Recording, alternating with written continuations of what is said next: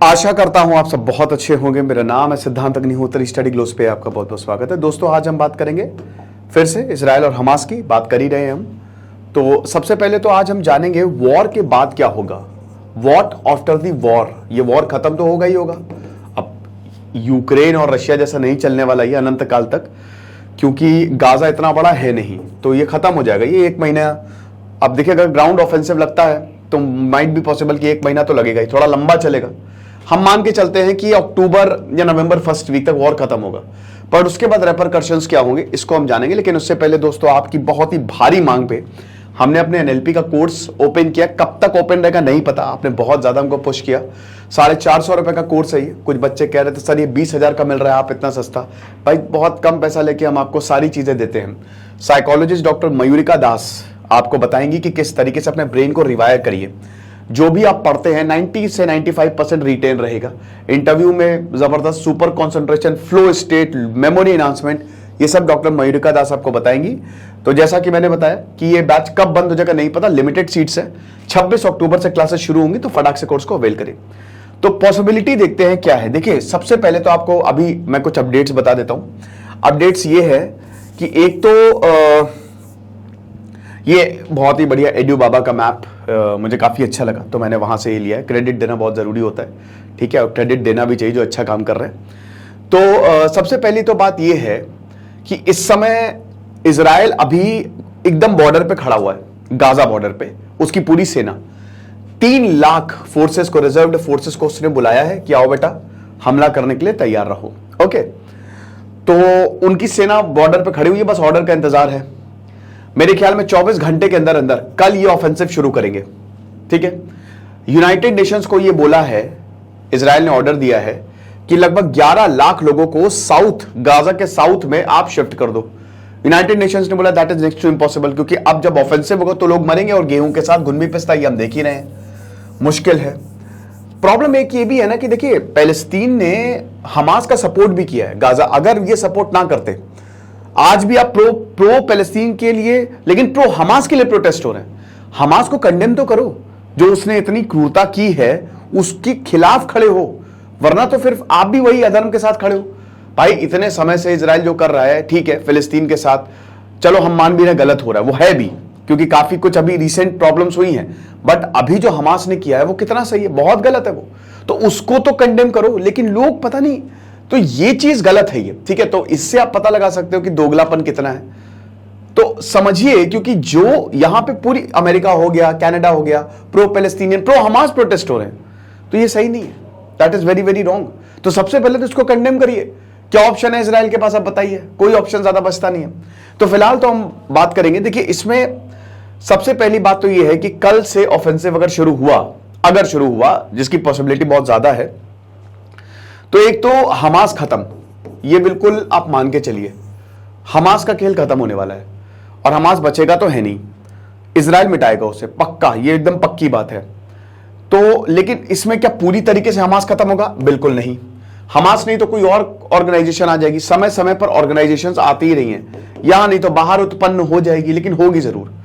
तो पूरी तरीके से तो सिचुएशन नहीं जाएगी, ठीक है, ये चीज है। दूसरा, मिलिट्री ऑक्यूपेशन होगा पूरा। आप मान के चलिए गाजा इजराइल के कंट्रोल में आ जाएगा, बहुत ज्यादा। इजराइल गाजा को कंट्रोल करेगा, मिलिट्री ऑक्यूपेशन करेगा। लड़ाई लंबी चल सकती है, क्योंकि बिल्डिंग जाना, मारना वहां से। अब जो हॉस्पिटल्स थे, जो स्कूल्स थे, जिन स्कूल्स को एज अ शेल्टर यूज किया जा रहा था, अब उन स्कूल्स में वो तबाह हो गए हैं पूरी तरीके से। बिजली नहीं है, पानी नहीं है, तो प्रॉब्लम बहुत ज्यादा तो है ही है भाई। गाजा में भी जो सिविलियंस है, इजराइल में अभी इजराइल ने फोटो जारी की, जो बच्चे मारे गए हैं, उधर पैलेस्तीन में भी बच्चे मारे गए हैं, हर जगह मौत का मंजर हमको दिख रहा है। भाई इजराइल में जो लाश उठाता, उसने बोला कि मैंने तो देखा कि आतंकियों ने एक प्रेग्नेंट औरत का पेट चीर दिया और उसको निकाल लिया, बच्चे को, ठीक है, ये चीज है। तो मिलिट्री ऑक्यूपेशन एक पॉसिबिलिटी क्या, मिलिट्री ऑक्यूपेशन होगा ही होगा। एक बहुत ही छोटी सी पॉसिबिलिटी ये है, अगर हमास सरेंडर कर दे तो चीजें ठीक हो सकती हैं। बट हमास सरेंडर करने के मूड में तो नहीं है, क्योंकि अभी भी 150 के करीब बंधक जो है वो हमास के पास है, 150 के करीब बंधक। उसके बाद ये एरिया में कंट्रोल ज्यादा एफिशिएंट होगा। ये जो आपको ये वाला पूरा एरिया दिख रहा है ना, ये एरिया में कंट्रोल, क्योंकि अगर गाजा आ गया इजराइल के पास, जो कि आ ही जाएगा, तो इस एरिया में कुछ समय तक तो कंट्रोल करना बहुत ही आसान हो जाएगा। क्योंकि आपको पता ही है ये वाला एरिया जो आप देख रहे हो ना, रेड सी वाला, ये मेडिटेरेनियन सी है। स्विस कैनाल से होते हुए रेड सी से निकलिए और पूरा का पूरा फिर आप बाहर निकल जाइए, पूरी दुनिया से ट्रेड करिए। ये स्ट्रेट ऑफ हॉर्मोस है ना। अगेन ये बहुत ही इंपॉर्टेंट एरियाज हैं, समझ रहे हो ये वाले। तो यहां पे अगर कंट्रोल आया तो कमाल हो जाएगा। हमास की वजह से भी थोड़ी बहुत अनस्टेबिलिटी यहां पे रहती है। सऊदी जो है यहां पे कंट्रोल दिखाता है और कई बार यहां पे ब्लॉकेट जो है वो रहते हैं। ठीक है, अगला एक सबसे बड़ी पॉसिबिलिटी जो दिख रही है, देखिए भले ही इजराइल फिजिकली जीत जाए, लेकिन बहुत फ्रंट्स पे इजराइल की हार देखने को मिली हमको। एक तो हमास का हमला, हमास सुसाइडल था, उसने बोला कि हम तो मरेंगे, हम हमला करेंगे और हमको पता है हमारी मौत होगी। इजराइल क्लेम कर रहा है अभी तक 1500 से करीब हमास के आतंकियों को मार दिया, लेकिन हमास ने पता क्या किया, हो सारे मिडिल ईस्ट को एक कर दिया। और ये एक पॉसिबिलिटी रहेगी, वॉर के बाद हो सकता है एक यूनाइटेड मिडिल ईस्ट आपको देखने को मिले, क्योंकि सऊदी अरब का अभी तक स्टेटमेंट नहीं आया था और अब सऊदी अरब ने साफ कर दिया है कि हम पैलेस्तीन के साथ हैं। ईरान के इब्राहिम रईसी के साथ मोहम्मद बिन सलमान ने बात की।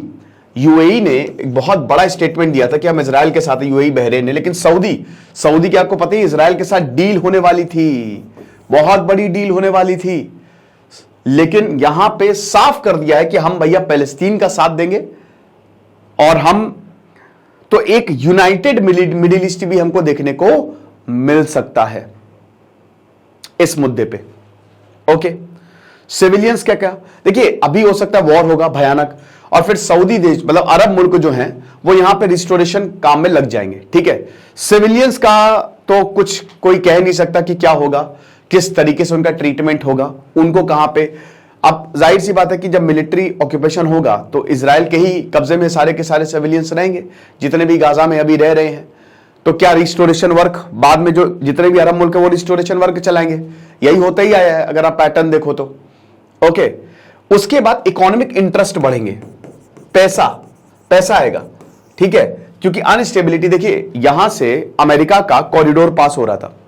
ओके, अमेरिका का कॉरिडोर पास हो रहा था और अमेरिका का ही कॉरिडोर है वो, भारत को भी फायदा मिलेगा। आईमैक, देखिए भारत को तो आईएनएसटीसी और आईएमएक ये दोनों तरीके से ही फायदा है। एक्चुअली क्या है, आईएनएसटीसी जो है, ठीक है, वो इधर पूरा किधर चला गया, रशिया से होते हुए और ईरान से होते हुए, ठीक है, पूरा यहां पे जाएगा तो यूरोप तक। इसको आईएनएसटीसी बोला गया जो कि भारत इसका भागीदार था। लेकिन अब देखिए क्योंकि इसमें ईरान है तो इसीलिए भारत मतलब अमेरिका जो है वो आईमैक ले आया इस G20 समिट में, हिस्टोरिक डील कि भैया भारत से सीधा सऊदी अरब और उसके बाद रेलवे लाइन बिछा के इजराइल होते हुए पूरा यूरोप। तो अब इजराइल होते हुए यूरोप, लेकिन बगल में हमास, तो अब आईमैक अधर में, लेकिन मिलिट्री ऑक्यूपेशन होगा तो सब इजराइल के कंट्रोल में रहेगा। तो आईमैक में यानी कि ट्रेड फ्लो जो है वो ज्यादा अच्छा हो सकता है, यानी कि हर कोई पैसा कमा सकता है। बट इसमें कैच है, क्या ईरान और सऊदी अरब जो है वो साथ में आएंगे? हो सकता है टेम्परेरी बेसिस में साथ में आ जाए, लेकिन क्या लॉन्ग टर्म में साथ में रहेंगे ये? क्योंकि ईरान और सऊदी अरब फूटी हाँक एक दूसरे को नहीं सुहाते। फिर उसके बाद जो सबसे इंपॉर्टेंट है, जो महात्मा गांधी ने भी बोला था इजराइल के मसले पे कि मैं यहूदियों से मेरी बहुत संवेदना है, बट इसका मतलब ये नहीं कि आप अरब से उनकी जमीन। तो long term peace is the solution, और कोई चारा है ही नहीं। रशिया और चाइना ने बोला है कि पीस डील करवाओ, किसी तरीके से सबको टेबल पे लेके आओ, बट पीस, अमन चैन, यही सॉल्यूशन है इस पूरे के पूरे मुद्दे का। आप ये मानिए, लॉन्ग टर्म पीस, इसमें दोनों को ही बैठना पड़ेगा, दोनों कम्युनिटी साथ में रहे ना, क्या प्रॉब्लम है? अब इसके लिए जो फिलिस्तीन के लोग हैं उनको भी कंडेम, उनको भी आतंकियों का साथ छोड़ना पड़ेगा। हमास को जो कोई भी कंडेम ही नहीं कर रहा है, कोई भी, वो जस्टिफाई कर रहे हैं क्या ठीक है, तो ये नहीं होना है। इसमें आपको कंडेम करना पड़ेगा, इसमें आपको बोलना पड़ेगा, और दोनों को साथ में। यानी कि जो इजराइल चाहता है, एक तो यरूशलेम का मुद्दा है और जो पैलेस्तीन चाहता है, तो कोई बात नहीं, दोनों भाई, जो मस्जिद में आ रहा है, जैसे भारत में जो मस्जिद है मस्जिद है, जो मंदिर है मंदिर है, वैसे ही वहां पे हो। बट क्या ये होगा? पता नहीं। इजराइल तो शायद समझौता ना करे, बट कहीं ना कहीं अभी जो सरकार है बेंजामिन नेतन्याहू की, उसमें लिकुड्स पार्टी, उसमें जो है अब दिक्कतें देखने को, क्योंकि बेंजामिन नेतन्याहू को खुद इजराइल के लोग धर के गरिया रहे, ओके, कि कहीं ना कहीं आपकी वजह से हुआ है, इंटेलिजेंस फेल्यूर हुई है, आपने जो किया है। और अब जैसे जैसे ये वक्त बढ़ता जाएगा, क्योंकि मौत का आंकड़ा बढ़ रहा है, और ये तो भाई डिफेंस मिनिस्टर चाहे जो भी हो, ये तो सीधा बोल ही दिया है ना कि होलोकॉस्ट के बाद ये सबसे दुखद मूवमेंट है अगर हम इजराइल की बात करें, ओके। तो ये चीज है। फिर इस्लामिक देशों में यूनिटी, वही हमने बताया, फिलिस्तीन मुद्दे पे दोनों में यूनिटी देखने को मिल सकती है। उसके बाद एक और पॉसिबिलिटी ये भी है कि जो पीस डील हो रही थी इजराइल सऊदी अरब में, वो धरी की धरी रह जाए। हालांकि ये बहुत ज्यादा समय तक नहीं हो सकता, क्योंकि सऊदी अरब एकदम बोतल में उतर गया, अमेरिका ने बोतल में उतार लिया उसको, ठीक है, कि डील कर लो यार, कोई टेंशन नहीं है। तो अमेरिका अभी हो सकता है शायद 1-1.5 साल के लिए चीजें टल जाए, लेकिन अल्टीमेटली ये डील होनी ही होनी है। इजराइल और सऊदी अरब साथ आएंगे लॉन्ग टर्म में, देखिएगा। बट फिर वही चीज है ना कि peace is the ultimate solution, तो सबको इसी के लिए ही काम करना चाहिए। बट इसके लिए काम करना, देखिए होता क्या है ना कि कहते हैं ना कि अमन चैन, अगर हर कहीं अमन चैन तो बहुत लोगों की दुकानें बंद हो जाए, ठीक है। धर्म के नाम पे जो हो रहा है, धर्म तो प्यार सिखाता है, आपको प्यार कहां दिख रहा है आप बताइए? छोटे छोटे लोगों को मारा जा रही है, बच्चों को मारा जा रहा है, प्यार है? कुछ नहीं है। ये दुकानें चलनी चाहिए भैया सबकी। तो पीस अगर हो जाएगा तो क्या सबकी सबकी दुकानें बंद हो जाएंगी? अमेरिका की दुकानें बंद हो जाएंगी, चाइना रशिया की दुकानें बंद हो जाएंगी, क्योंकि फिर तो इजराइल और फलस्तीन को अरे भाड़ में जाओ तुम सब। नहीं भैया, दुनिया भर के लोग यहां पे इंटरेस्टेड हैं, ये जियोपॉलिटिकल फेनोमेना है। और हाँ, एक और चीज, प्रॉक्सी वॉर की भी पॉसिबिलिटी बहुत ज्यादा है। हो सकता है और ज्यादा ग्रुप खड़े हो, और ज्यादा देश जो है इन ग्रुप्स को सपोर्ट दें। तो ये स्टेबिलिटी कोई नहीं चाहता, अमेरिका नहीं चाहता कोई स्टेबिलिटी रहे, कुछ रहे। लड़ते रहो भाई, लड़ोगे अच्छी बात है, हम तुमको हथियार देंगे, हमारे ही इसमें फायदा होना है, समझ रहे हो? तो इसीलिए दुनिया भी थोड़ा इससे, भले ही आपको पर्दे के सामने दिखता हो peace peace peace, but peace peace कर देते हैं ये लोग देश को। तो ये कुछ पॉसिबिलिटी है। बाकी आप मुझे बताइएगा कमेंट बॉक्स में आपको क्या लगता है और क्या हो सकता है, ओके। और जैसा कि हमने बताया कि हमारे कोर्स को, एनएलपी के कोर्स को आपके दिमाग की रिवायरिंग करेंगे, उसको जरूर अवेल करें। Thank you so much.